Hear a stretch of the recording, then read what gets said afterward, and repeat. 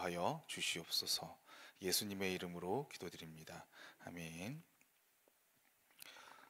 네, 우리 지난 시간에 우리는 이 거류민이자 나그네로서 이 땅 가운데서 우리가 어떻게 믿지 않는 사람들과 함께 살아갈 것인가에 대해서 본격적으로 이 베드로전서의 그 중심 본문에 대해서 함께 나눠봤었습니다. 2장 11절부터 4장 11절까지 이 땅에서 우리가 그리스도인으로서 우리끼리 살아가는 게 아니라 이 땅 가운데 세상 사람들, 믿지 않는 사람들과 함께 더불어 살아가기 때문에 우리가 어떻게 살아가야 되는가라는 것이 참 중요하다라고 이렇게 이야기했어요. 그 가운데 이 베드로가 첫 번째로 이야기했던 것은 육체의 정욕을 제어하라라고 이렇게 이야기했다라는 것입니다. 여기서 육체의 정욕은 우리의 눈에 보이는 마땅한 죄의 모습을 이야기하기도 하지만 이 육체의 정욕이 앞에 영혼을 거스른다라고 이렇게 이야기했던 것을 보면서 하나님을 반대하는, 또 하나님 없이 살아가고자 하는 이런 세상의 방식, 세상의 가치다라고 이렇게 이야기를 했어요. 그리고 두 번째로 이야기할 것은 육체의 정욕을 제어함으로써 그리고 도리어 선을 행하라라고 이렇게 이야기했습니다. 이 선을 행하다라고 했을 때 이 선은 1차적으로는 거룩하게 살라라고 하는 이 믿음의 모습이다라고, 우리가 하나님을 온전히 믿는 믿음의 모습이다라고 이야기할 수 있습니다.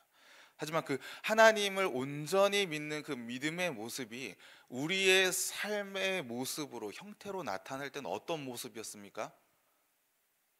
부모를 공경하라, 양심 가운데 살아가라, 착하게 살아가라, 불우한 이웃을 도와줘라, 이웃을 내 몸같이 사랑하라 라고 하는 도덕적이고 혹은 인격적이고 혹은 이 양심적으로 성숙한 그런 선의 모습이에요.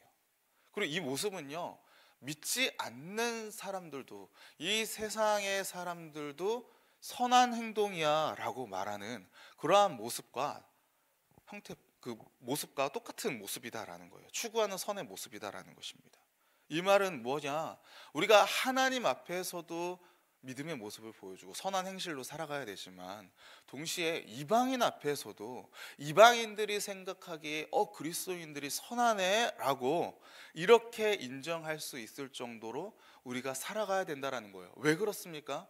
그 이방인들의 입술로 하여금 그들이 우리의 선한 모습을 보고 하나님이 살아 계시는구나 라는 것을 그들의 입술로 고백하기 위함이다라는 거예요. 그것이 무엇입니까? 그들로 하여금 하나님의 영광이 드러내려 함이라 라고 하는 그 말이라는 것이죠. 그래서 오늘 이 방법과 이 원리를 베드로가 처음에 이야기를 했습니다. 그리고 이제 오늘 본문부터 구체적인 사회의 모습, 구체적인 어떤 그 관계 속에서 어떻게 우리가 살아가야 되는가라는 것을 구체적으로 이야기하고 있어요. 그래서 오늘은 첫 번째로 이 시민으로서의 그리스도인의 모습에 대해서 함께 나눠보려고 합니다. 여러분들, 우리가 이 그리스도인으로서 인생의 목표, 인생의 목적이 무엇입니까? 너무 당연합니다. 구원이에요. 구원. 그렇죠? 구원의 시작에서부터 우리는 그 완성을 향해서 지금 끊임없이 나아가고 있어요. 달려가는 분도 계시고요, 서서 걸어가는 분도 계십니다. 속도의 차이는 있겠지만 그 완성을 향해서 우리는 달려가고 있습니다. 그러나 여러분들, 우리 그리스도인들은요, 우리가 이 구원함을 받는 순간, 우리가 믿음을 가진 순간 우리는 알게 됩니다. 구원은 그저 시작일 뿐이다라는 거예요. 구원은 그저 시작일 뿐이다. 우리가 완성을 향해 나아가지만 구원함을 받았다라고 하는 그 순간에, 또 그 순간 하나님의 마음을 우리가 알게 되면서요, 나의 구원의 초점에만 내가 막 매달려서 나의 신앙생활에 가지 않는다라는 거예요. 왜 그렇습니까? 하나님의 마음을 알기 때문에. 하나님의 마음은 무엇인데요? 나를 통해서 하나님께서 예비하신 영적으로 잠자고 있다라고 표현하고 있는 그 사람들에게도 하나님의 살아계심을, 하나님의 구원주 되심을, 그것을 그들이 알고 믿게끔 하는 것이 바로 하나님의 마음이고 하나님의 뜻이다라는 것을 우리가 알게 되기 때문입니다. 그래서 우리는요, 예수 그리스도를 증거하는 거예요. 예수 그리스도의 복음을 우리가 끊임없이 내뱉으면서 나아갑니다. 아는 거예요. 하나님의 마음이 그거고, 하나님께서 나를 구원하신 이유가, 나를 구원하신 것도 있지만 나에게, 나를 통하여서 복음을 전할 복음을 전할 책임과 의무가, 사명이 우리 가운데 있음을 내가 확인하게 되는 것입니다. 나의 구원에만 매몰려서 그렇게 살아가지 않는다라는 거예요. 그래서 우리는요, 구원함을 받는 그 순간에 우리의 목적과 목표는 나의 구원도 있지만 더 근본적인, 더 궁극적으로 지향해야 될 것, 바로 하나님의 나라, 하나님의 나라에 대해서 우리는 온 몸과 온 신경을 다 쓰게 됩니다. 여러분들, 하나님의 나라가 무엇입니까? 하나님의 나라, 하나님의 나라, 하나님께서 통치하시는 거예요. 하나님의 주권이 임한 것, 그게 바로 하나님의 나라입니다. 근데 그 하나님의 나라가, 우리가 하나님께 영광 올리는 삶을 사는데 우리가 우리 가운데 함께 계신 그 예수 그리스도, 예수 그리스도의 복음을 증거하는 그 삶을 통하여서, 그 삶을 매개체로, 그 삶을 도구로 말미암아 하나님의 나라가 확장되고, 그 확장됨에 따라 하나님의 영광이 선포되고 드러나는 것이 가능하다라는 것을 우리의 삶을 통해 드러나게 된다라는 거예요. 우리가 그걸 알고 있습니다. 얼마나 이게 큰 복이에요. 그렇기 때문에 우리는요, 예수 그리스도의 복음을 증거합니다. 그냥 말만 증거하지 않습니다. 말만 증거하지 않을 뿐만 아니라 우리의 삶 가운데 그 믿음의 모습에 따라 보여지는 그 믿음의 열매들, 우리는 이걸 예수 그리스도의 향기라고 이렇게 이야기를 해요. 그 향기를 통해서 복음을 증거하게 됩니다. 예수님이 사셨던 그 삶의 모습을 우리가 따라 삽니다. 그 삶의 모습이 뭐예요? 십자가의 삶이에요. 나는 죽고 예수로 사는 삶이에요. 나를 기꺼이 내려놓는 거예요. 주님을 위해서, 주님께서 사랑하시는 그 사람들을 위해서 나의 것을 내가 기꺼이 내려놓는 삶, 이 삶을 우리가 살아가게 됩니다. 또 때로는요, 내 삶을 내가 원하는 것을 포기하기도 하지만, 때로는 나에게 부여진 책임에 대해서, 내가 해야만 하는 것에 대해서 참여하고 책임을 지려고 하는 그러한 여러 가지의 모습의 형태로 주를 위해서, 주님을 택한 백성을 위해 나아가게 됩니다. 그러기에 여러분들, 우리의 삶은요, 이렇게 이야기할 수 있어요. 내가 구원받은 게 맞다, 내가 옳다, 나의 옳고 그름을 증명해내는 것, 내가 믿고 있는 믿음이 맞다, 내가 맞다라고 이렇게 증명해내는 것, 이게 우리의 목표가 아닙니다. 오늘 본문에서 읽었다시피 하나님의 종으로 살라라고 하는 것, 하나님의 나라가 맞고 하나님의 나라가 확장되어 가는 것, 복음을 증거함으로 말미암아 하나님의 뜻을 이루어가는 삶, 여기에 우리 그리스도인들의 삶의 의미와 목적이 있는 것입니다. 오늘 그러한 가운데 우리가 이 땅에서 지금 이 사회 질서 가운데 우리가 살아가고 있습니다. 우리가 한 사람의 시민으로서 살아가고 있어요. 그런 가운데 우리는 이 사회 속에서, 사회 질서 속에서 어떻게 증인으로서 살아갈 수 있을까요? 오늘 본문에 보시면은요, 분명하게 이야기하고 있습니다. 우리 13절과 14절 말씀인데요, 우리 함께 한번 읽어보겠습니다. 시작. 인간의 모든 제도를 주를 위하여 순종하되, 혹은 위에 있는 왕이나 혹은 그가 악행하는 자를 징벌하고 선행하는 자를 포상하기 위하여 보낸 총독에게 하라. 인간의 모든 제도를 주를 위하여 뭐하라고 이렇게 이야기합니까? 순종하되. 누구에게 순종하라고 합니까? 왕이나, 그 왕이 보낸 누구에게요? 총독에게. 권세에 순종하라라고 이렇게 이야기하고 있어요. 왕과 총독에게 순종하라라고 이렇게 이야기합니다. 여기서 여기 순종하다라는 이 말은요, 대오를 맞추어서 복종하다라고 하는 군대식 용어예요. 여러분들 이 군대 가운데 명령에 있어서 복종한다, 순종한다라고 하는요, 그것은 절대적인 복종을 의미하잖아요. 그렇죠? 반발이 있을 수가 없습니다. 그리고 그 이면에는요, 이 군대식 명령 가운데 나오는 그 명령을 우리가 들어야 되는 이유가 뭐냐라고 이야기했을 때 그 이면에 그 권세자가 가지고 있는 권세, 이 권위, 이것에 근거해서 나오는 이 순종함이라는 의미가 있어요. 그리고 이들이 이렇게 이야기할 때 이 왕과 총독이 어떤 역할을 맡고 있는가? 오늘 본문에 보시면 악행하는 자를 징벌하고 선행하는 자를 포상하는 자들이다라고 이렇게 이야기하고 있습니다. 그 말은 뭡니까? 이들이 뭐 하는 사람들이에요? 사회 질서를 유지하는 사람들입니다. 사회 질서를, 범죄가 행하지 않도록 사람이 사람답게 살아갈 수 있게끔 하기 위해서 사회 질서를 유지하는 사람들이 바로 이 사람들이에요. 이 사람들이 이 사회 질서를 유지할 수 있는 권세를 받은 자들이다라는 것입니다. 누구에게서요? 하나님에게서요. 그래서 오늘 본문에 보시면 모든 제도다라고 이렇게 나와 있잖아요.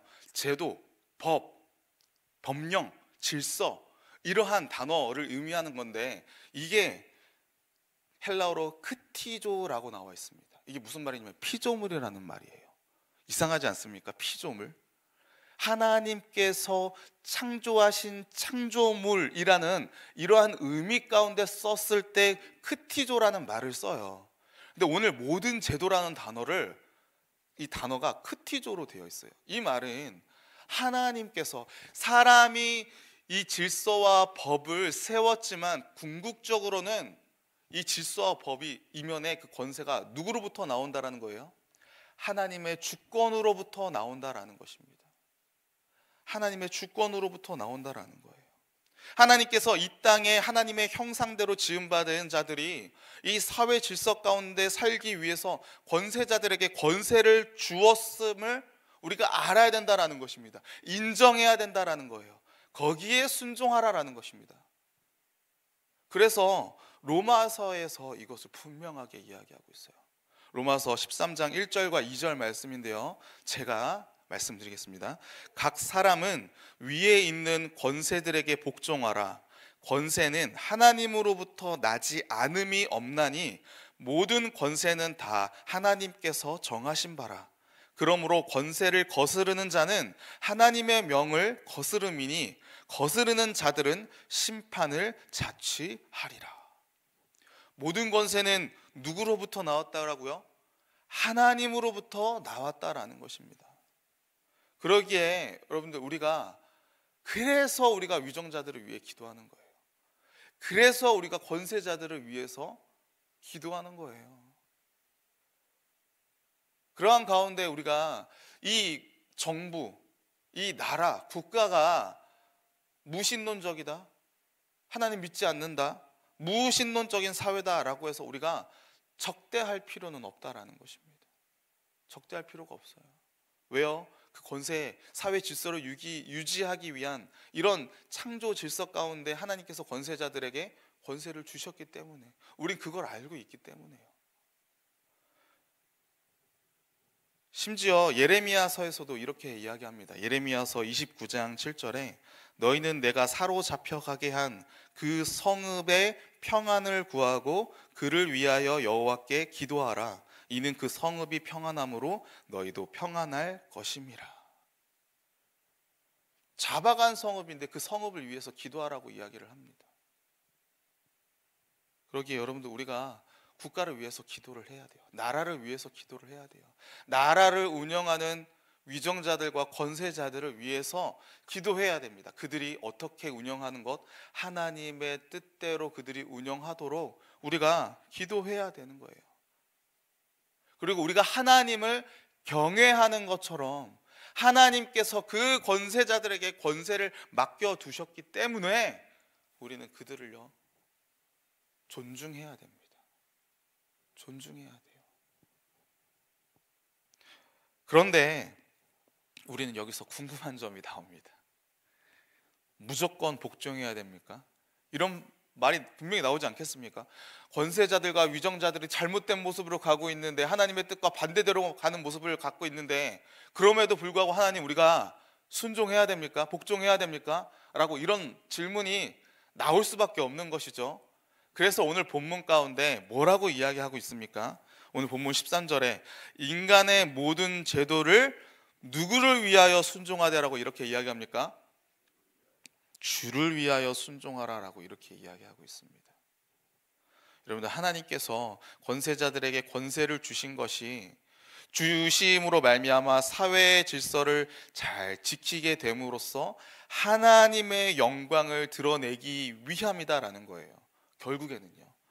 그런데 그것이 반대 모습으로만 나온다고 한다면, 소수의 그 권세 잡은 사람들이 자신의 탐욕과 야욕을, 탐심만을 위함이라고 나온다라고 한다면, 그것을 위해서 사회 질서도 무너뜨리고 자신의 힘대로만 이야기한다라고 한다면, 우리 백성들과 시민들을 힘들게 살게끔만 만든다고 한다면 어떻게 해야 되겠습니까? 당연히 목소리를 내야죠. 목소리를 내야 됩니다. 그렇게 하면 안 된다고요. 하나님의 뜻과 반대되기 때문이에요. 우리의 생각과 다름이 아니라 하나님의 뜻대로 가지 않는 권세자들 앞에선 하나님의 뜻대로 살라라고, 받은 권세의 그 목적대로 쓰라고 우리는 이야기해야 됩니다. 하지만 이 이야기를 하는 방법에 있어서 여러분들, 폭력은 안 됩니다. 합법적으로 내야 돼요. 사회 질서를 유지하는 방법 안에서 이야기를 해야 돼요. 너무나도 우리는 잘 알고 있습니다. 베드로가 말고의 귀를 빡 잘랐을 때 예수님께서 말씀하셨잖아요. 칼을 사용하는 자는 칼로 망할 거라고요. 폭력은 아니다라는 거예요. 그 말씀은 뭡니까? 사회의 약속과 체제를 파괴하는, 붕괴하는 그러한 방법도 그렇게 목소리를 내는 건 아니다라는 것입니다. 사실 여러분들, 이 부분은요 너무 당연한 겁니다. 그렇지 않습니까? 권세자들이 잘못 정치를 하고 잘못 국가를 운영함에 있어서 목소리는 거 당연한 거예요. 그런데 저희가 더 궁금한 거는요 이겁니다. 국가와 정부가 우리 그리스도인들을 탄압하고 핍박할 때는 어떻게 해야 되는가? 여러분들, 이럴 때는 어떻게 해야 됩니까? 먼 현실이 결코 아닙니다. 그렇지 않습니까? 지금 현재 전 세계 안에서도 일어나고 있는 일들이에요. 이러한 가운데 우리가 어떻게 해야 될까요? 10중 8구는요 우리의 모든 마음 안에서는요 당연히 그러지 말라라고 목소리를 내야 된다라고 생각합니다. 자연스러운 반응이잖아요, 그렇죠? 탄압하는데. 그런데 우리는요 이 모습에 우리가 목소리를 내야 되는 게 맞습니다. 저도 그렇게 생각해요. 그런데 그러한 가운데 우리가 무엇을 위해서 목소리를 내는가? 어떠한 이유와 어떠한 목적을 가지고 목소리를 내는가에 대한 부분은요 우리가 생각해 봐야 합니다. 특별히 기독교 진리에 대해서 그것을 나라와 세상이 거짓된 것이다 라고, 혹은 왜곡된 것이다 라고 이야기했을 때는요, 아니다, 기독교가 말하는 진리, 예수 그리스도의 주되심과 하나님 되심은 진리다 라고 우린 변증해야 됩니다. 우리 기독교의 역사는요 변증의 역사였어요. 베드로도 사람들, 대제사장들 앞에 가서, 공회 앞에 가서 변론합니다. 변증합니다. 예수 그리스도가 주되심이 맞다라고요. 사도 바울도 그 위정자들 앞에 가서 복음을 변증합니다. 복음을 변증하는 동시에 복음을 증거합니다. 변증의 역사였어요. 우리 그리스도인들의 역사는요. 그것을 위해서라고 한다면 우리 목소리를 내야 됩니다. 그런데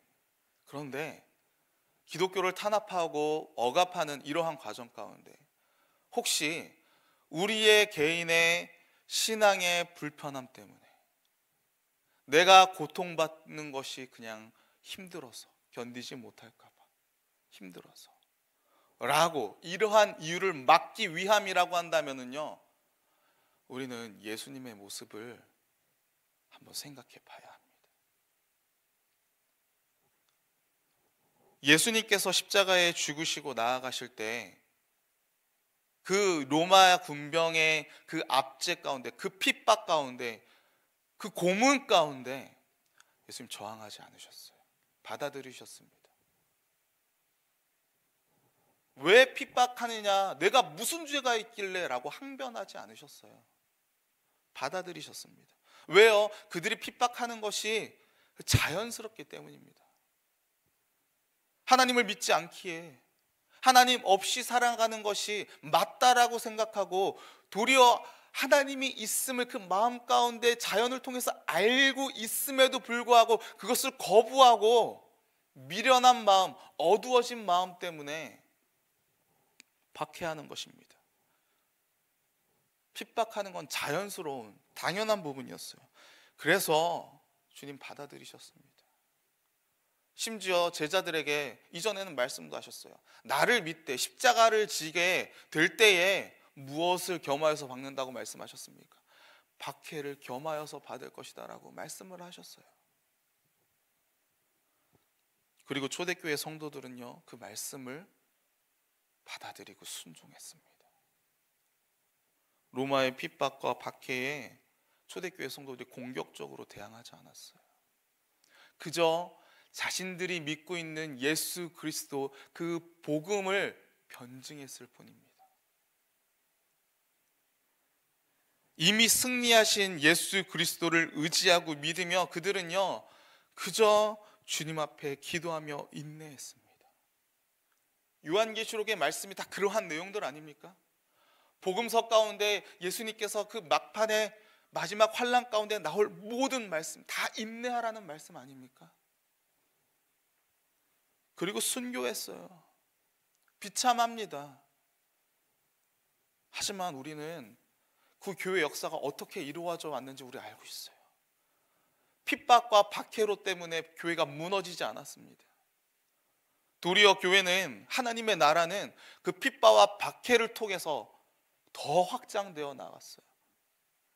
복음이 이 세상의 악을 물리치고 이겨내는 모습을 우리는 이미 확인했습니다. 여러분들, 세상은 결코 보여주지 못하는 모습이에요.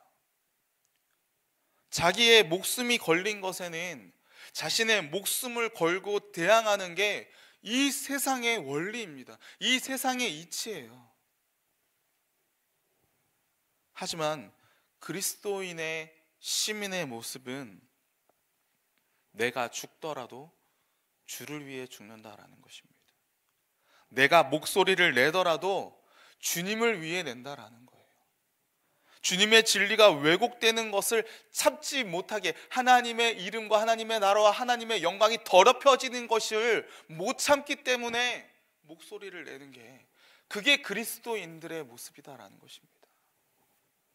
결코 우리의 안전, 우리의 안위만을 위해서 목소리를 내는 게 우리 그리스도인들의 모습은 아니다.